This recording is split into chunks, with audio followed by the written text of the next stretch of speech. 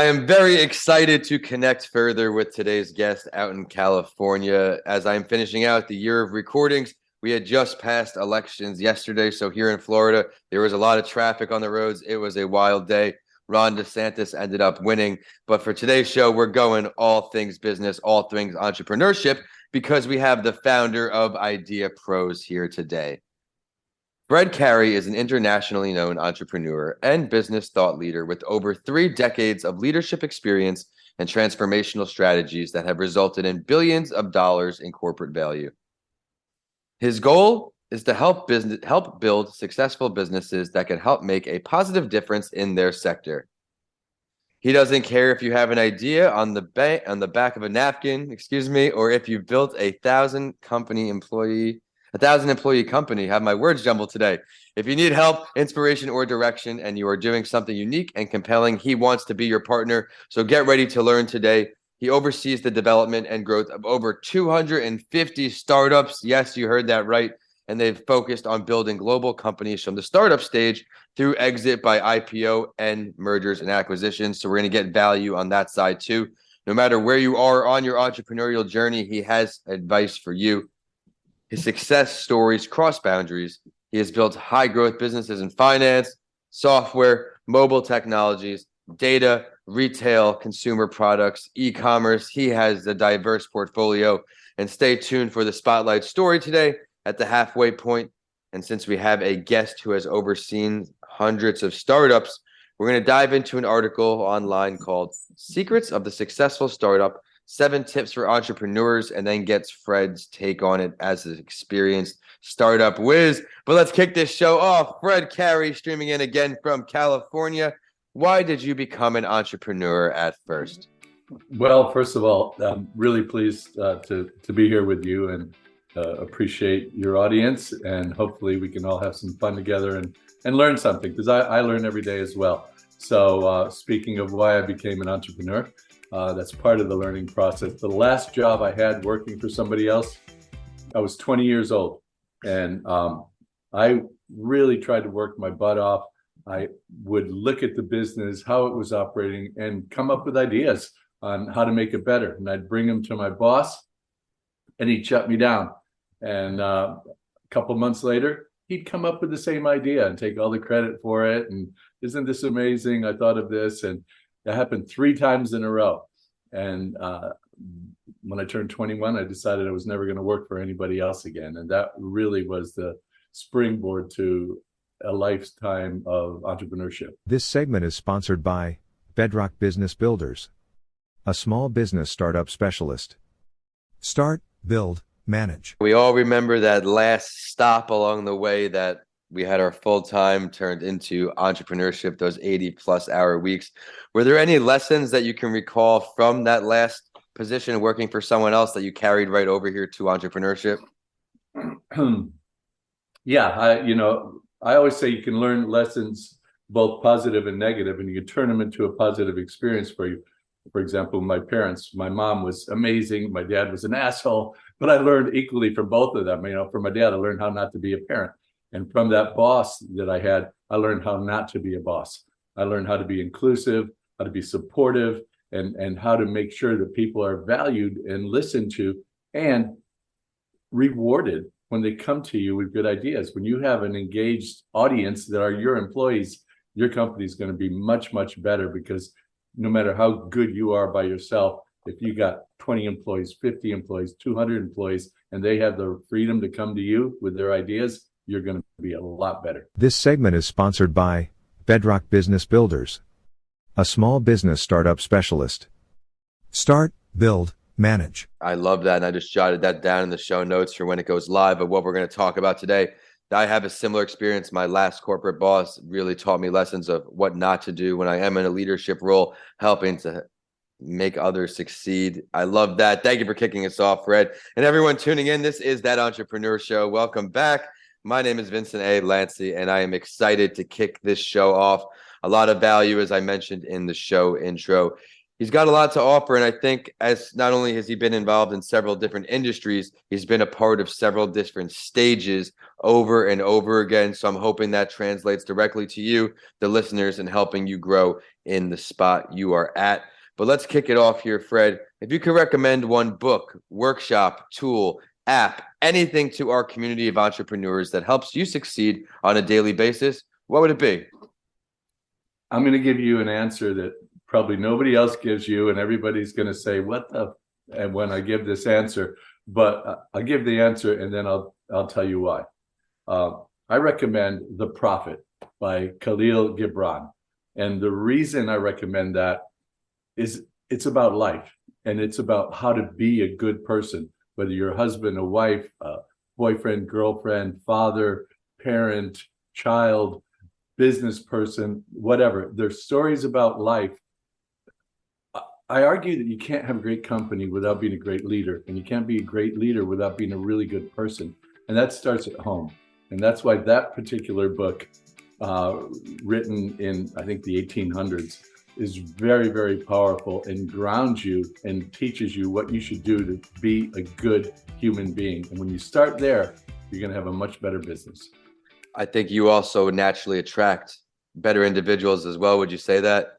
Absolutely. Absolutely. You know, the more you give, the more open you are, the more compassionate and empathetic you are as a person, the better people you get around you, because the ones that appreciate that in you are going to flock around you, take the abundance that you give and give it right back to you. Very well said there. I love it. It's all about helping others succeed. I'm right there with you. Let's now talk about your current business. What brought you here to the show today, Fred? Yeah, with Idea Pros, that's been the hardest business of all. And you guys that are listening, guys and girls, men and women that are listening, you know this. Being an entrepreneur sucks. It's really hard, you know. And I tell people that to be an entrepreneur, you have to be a loser and you have to be crazy. You're a loser because you're never going to get it right the first time. Nobody does. You're going to have a bunch of failures before you get to success. And you're crazy because everybody tells you you are. You know, as you were talking about working 80 hours, you're leaving your 40-hour cushy job, paycheck every week, and you're going to go work 80 hours with no money, ramen money if you're lucky, and that's it. So I think that's the whole reason I started Idea Pros. I found out 4 years ago that in America alone, there are 550,000 new entrepreneurs launching businesses every month. Every month. That's almost double our birth rate. Twice as many entrepreneurs are being born as babies. And for most of them, there's really no support system. There's no guidance. There's no help. There's no real manual. And so I started Idea Pros to anybody that wants to be an entrepreneur, that is an entrepreneur, that's stuck in $1 million business, anywhere in that arena, I can help. And I do help through Idea Pros. Well, while we're talking about Idea Pros, I'd like to plug you up real quick. Where can everybody find Idea Pros on social, on the website? Again, we will revisit this at the end of the show with all of Fred's other contact, but I thought it'd be a good time. That way, if anybody wants to pause the show, go check out what you got. Okay, awesome. So ideapros.com. I'm particularly proud of the free stuff we have on there. If you go to the blog page, I'm really proud of that page, even though I didn't create it. The people that created it did an amazing job. Every single aspect of entrepreneurship is covered and indexed in there. And you get, every one of them is attached to a half-an-hour show. So you get an abundance of information. And then if you want to see me on social media is more about entrepreneurship and self-development, positivity, you know, changing your mindset to change your life. That's at official Fred Cary, Cary. I have about 500,000 people following me there. I do 2 posts a day, and you'll find it very rewarding. And if you click on my link tree, you can get things like video courses on entrepreneurship that are really, really powerful, like $150 with the discount code. There's another thing really important for all your listeners that are starting a new business. And that's a package that costs about $1,000. It's about a $10,000 value. We'll take your idea and do complete analysis of it. We'll look at the market size, the market growth, the market opportunity, the competitive landscape, who your customers should be, and how to create a pitch deck to go out and raise money, or we'll tell you it's a really shitty idea. Don't spend another dime on it. I love that. I'm putting that in the bot notes as well. New business owners, if you have an idea, head to Fred. That was not supposed to be Wow. I love that. on purpose, but everybody, he's got a lot to offer, and he has experience, I think, in entrepreneurship. He also mentioned before, I want to go back to, you're going to fail a lot of times until you get it right, and it's over and over and over again. Failure looks different in many ways. Call them lessons learned. There's always a positive, as I agree with you, to be found out of that.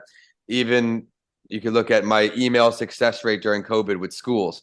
Talk about, if you want to look at failures or no's or rejections, we're talking maybe 99% no response of the thousands of emails I've sent, but it only takes a few to tweak your message and then get it right. And now we are here doing great things to end the year. I'm very excited. But now let's get back to Fred. He's the reason we're all tuning in today. Before we hop into the spotlight story, I want to ask you what you feel two of the more challenging areas of entrepreneurship are to help out everyone listening on.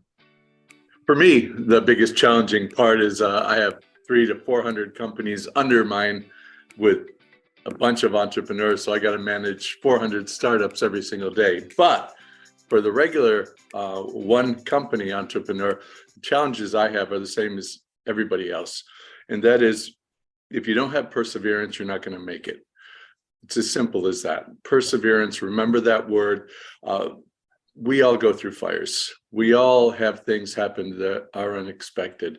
Just it was 2 days ago, we had a presentation in front of all of my partners, and one of the gentlemen who came to present, he's had 2 exits now of companies that he's bootstrapped for a total of about $400 million.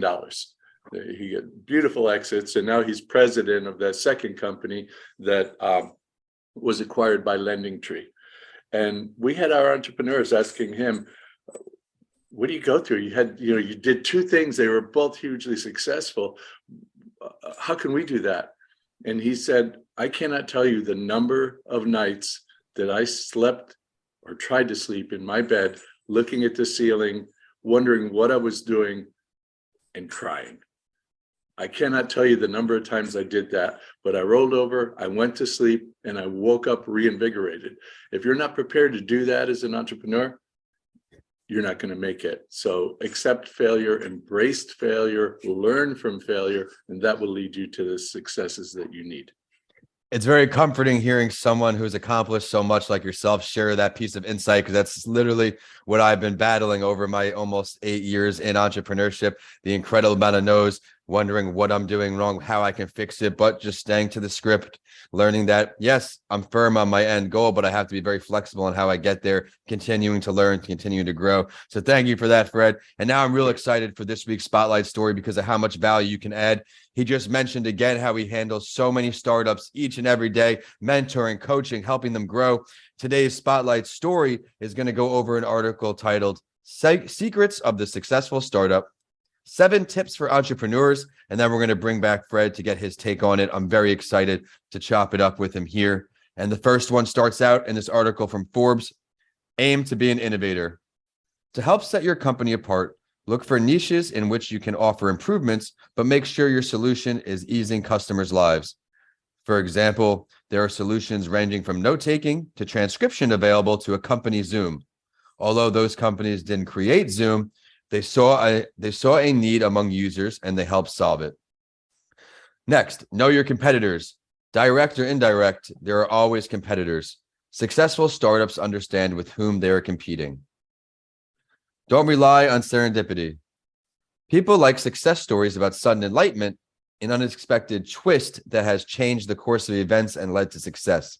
Creating a business, however, is not about luck or intuition. If you have an idea worth attention, it is important to be proactive and find resources and opportunities to present it and draw investments. Don't complicate the idea. Startups tend to pay too much attention to functionality. Some aim for perfection before they even define a target user segment. But I believe the simpler your product is, the better it is for a start. Present the core idea you intend to sell and add some perks along the way. The last few we touch on here is know the processes, share the responsibilities, and stay calm. I have to touch on stay calm, as I know this is easier said than done for all entrepreneurs. Running a startup can be stressful, but it is important to keep a clear head. Don't let yourself become overwhelmed by the small stuff, and ensure you remain composed in front of your team. Fred, there was a lot of great information in that article. What are some of your takeaways here? Yeah, look, entrepreneurs have several different things that are pretty common when you're starting out, and that kill the great majority of us because we don't expect them. The very first thing that we end up having is doubt, right? And the article that you just referenced deals with doubt in a positive way. What does it tell you to do? Understand your competitors. If you don't understand your competitors, you're going to get killed. And everybody has a competitor. I can't tell you the number of times people have come to me and said, I got this great new idea. There's no competition. How do we launch it? And how do we keep competitors out of the mix? Guys, when the first car was invented, who was the competitor to the car? First car, the horse. Because it's not about what you're building, it's about what the need is, right? If there's a need for transportation. We had horses and now we moved to cars. The need was transportation. So when you think you have this great solution and nobody else in the world has it or has thought about it, you have to see if there's a demand, if there's a need, right? If there's no need, guess what? You won't have any competition because you're going to fail, because if there's no need, you're not going to sell anything, even if you sell it for free. Absolutely. So understand the need. And then when you understand the need, when you understand that need, you understand how other competitors are addressing that need in an imperfect way now, maybe, but they're addressing that need. Those are your competitors. Keep an eye on them. And the other thing I really took out of there, sorry for rambling on, but I thought it was pretty inspirational for me because it covers a lot of the things I talk about all the time. The other thing is keep it simple. You don't have to be perfect. Find what the core value proposition is that you have and get it out in the market and test it. The gentleman I talked about earlier that exited out for $400 million from his bootstrap company, that was him and his brother, nobody else got any of that money. Every one of his two companies ended up being in a way different place than where he started. So if you get what your core value proposition is and get into the market, then your customers will tell you what they really want. And you have to be able to pivot and address that need instead of what you believe, Mr. First-Time Entrepreneur or Miss First-Time Entrepreneur, is what everybody wants. Forget about what you want. Forget about what your mom says is cool. Listen to your customers and go along that stream, and you can be successful as well. I love that point you brought up, where just because something looks good to you doesn't mean it looks good to anybody else. And that's something I think everybody in the beginning of the entrepreneurial journey has to accept. And at first it is a tough reality, but then once you realize that this whole journey in entrepreneurship is going to be doubters, failures, if you will, in quotes, no response emails, my thousands of messages I put out just to get one or two that come back in the right way. And it goes back to what you started out with, persistence, whereas persistence. Yep. Yeah, absolutely. I love that, Fred. Now let's go back to all things you. I'd love for you to share one of your greatest lessons learned in entrepreneurship to help out everyone listening on. Well, one of the greatest lessons I learned is, but this is not the one I'm going to refer to, but I'm just going to say one of the greatest ones I learned is to listen to what the customer wants, not what you want. But I think a more important lesson I learned during the .com years, and that is to speak the truth. To no matter how hard it is, when you're dealing with your employees, your suppliers, your customers, your investors, whoever it is, speak the truth. And I had a situation happen in my company, Boxlot, where we had shifted. Here's a pivot story. We were an e-commerce platform that was trying to compete against eBay, and we just couldn't keep up with them. We built this incredible technologies, and we shifted to a technology company, which was going to end up in a $125 million offer to us some 18 months later, which we didn't know at the time, obviously. So we had this critical deadline, and we had investors that invested about $8 million in the company. And I was telling them, we're going to be launching this technology next week. 5 days before we were set to launch, the head of engineering came in and told me we're screwed, that we found a fatal bug. We don't know exactly how to fix it. We may have to rebuild the entire system. It could be months and months. And I was running around, what do I do? What do I do? What lie? How can I position this to my investors, to my employees? And I had a chief operating officer that was a lot older and wiser than me. He came out of IBM and he sat me down. He said, Fred, tell the truth. And I'm like, I can't tell the truth. Everybody's going to be all over me. And he said, tell the truth. That's what you need to do. Always tell the truth. And I wrote a long email to my investors. I explained, hey, this is what I promise. This is why I can't deliver right now. This is what I'm doing to fix it. And this is the timeline that we think it's going to happen in now. Sent the email out. Within 2 minutes, my phone is ringing. And I'm like, oh, fuck. Pick up the phone. Hey, this is Joe. Thank you for being so honest. Do you need more money? Do you need more help? I'm right there with you. 5, 6, 10 calls later, every single investor contacted me asking how they could help, how they could contribute. And it was the thing I was most fearful of, is just simply telling the truth. If you can do that, you can have a better company because people can rely on your word. I think, and your word goes so far, especially in now of a time where I find in entrepreneurship, and I wonder, I'm sure you can relate too, in your early days where people's word doesn't carry much meaning. I find that people love to talk, offer things. I don't even ask for things on certain calls where people were offered this, that, but then when I follow up, I get ghosted, no response. People just not having any value in their word. And then I kind of look at that individual or party differently when it comes to further work down the road. Can you agree with that? Yeah, look, everybody wants to get rich quick. Everybody wants to do the shortcut. Everybody wants to do their 10-year plan in 1 year or even 1 month. You know, when crypto first started coming out, I had a bunch of my young entrepreneurs talking about how this is going to absolutely change the world overnight. And I've been there. It's not that I'm smarter than anybody. I've been bitch slapped many times here as the economy has gone up and down and things come in and out. The .com, we had a burst, right? The housing market, we had a burst. Stock market, we had a burst. It happens all the time. And when you get all this exuberance on one side of things, you think you're just going to, wow, everything works. We're going to make all this money. But when the pendulum goes too far in one direction, it ends up going too far in a corrective mode, right? And that's what's happening with that. Not that I was any smarter, but the world doesn't change. The only way to make success, become an overnight success, is spend 5 years getting there, 10 years getting there. That's how you become an overnight success, not by riding a very short wave. And so when your word doesn't carry the weight it needs to carry over time, then your word means nothing. I love the way you put that. And it's just motivating me to always just tell the truth and be honest. Even with Fred and I, we had our first recording.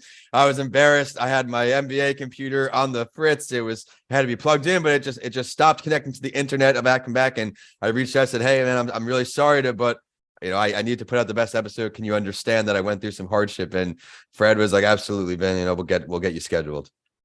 Yep, and hopefully you in the audience are not going to even notice that the sound may be a little different or off or whatever. And I happen to be wearing a different shirt if you get a video clip of this somehow, somewhere. It's been a great episode so far. But before we sign off, it is time for a little bit of fun here, Fred. Which entrepreneur that you haven't met yet would you choose to sit down with throughout history, dead or alive? The entrepreneur I think that I would love to sit with, and it's probably an obvious choice for a lot of people, is Steve Jobs. Mm-hmm. But I really would love to sit with him for different reasons. You know, most people talk about, man, you're so cool, you're so awesome. I mean, Apple's great. I have all Apple products. I would want to talk to him about, how did you start out being such an asshole and turn into this really nice, positive leader that you eventually became? Because that's the biggest transformation that we need to make as entrepreneurs. Not that we start out as assholes, but we start out as the proverbial one-armed paper hanger. You know, we're doing everything ourselves as entrepreneurs. We're doing the books, we're doing the sales calls. We're dealing with customer service. We're dealing with our manufacturer or our app developer. We're doing it all. And to switch from being that person to being a leader is a big, huge leap. And entrepreneurs are the worst leaders in the world until they learn how to become a leader, how they learn how to let go, how to give power to others. Yeah. And so that's why I would love to sit and talk with him. How did you finally make that transformation that was able to take Apple out of the mouths of bankruptcy and into a $2 trillion company that it is today? I love the reasoning behind the meet, but let's delve a bit deeper here, Fred. Where are you going to meet if you have that chance? Where am I going to meet with Steve? Well, he's got to come back alive because I don't want to meet him in heaven anytime soon. If it were possible here on Earth, of course. Where would I meet? I'd meet him in Florence, Italy. And I would meet him there because that was the Renaissance. That's where we went through 900 years of the Dark Ages, 900 years of the dismantling of the world. The Roman infrastructure, the roadways were all torn apart so people could make their little cottages, and so just like our internet of today, if that went down today, we could have another 1,000 years. But 900 years of darkness was brought to light by one city in the middle of the world, and that would be an awesome place to talk to him about how you start over and how you make changes that will affect the world in a positive way. I love it. Now, please tell everybody where they can find more about your companies, more about you, anything that you have to offer so they can catch up with you after the show.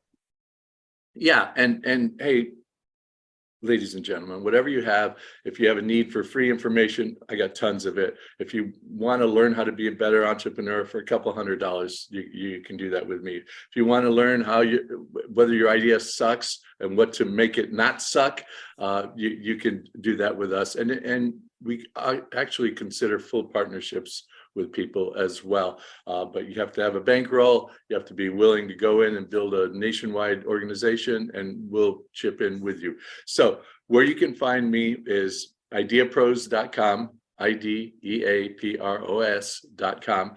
And on there, you go to my blog page, you're going to get so much information for free about being an entrepreneur, everything, every challenge that you need to consider, how to deal with things from marketing to investors to manufacturing to app development, everything you want to know, it's all free.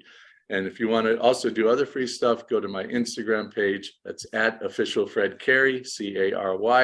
I have, I think, about 525,000 followers there. And twice a day, I post about entrepreneurship, positivity, personal development, always doing the right thing. And you can have that all for free. And there's a Linktree link on that page that you can get my courses.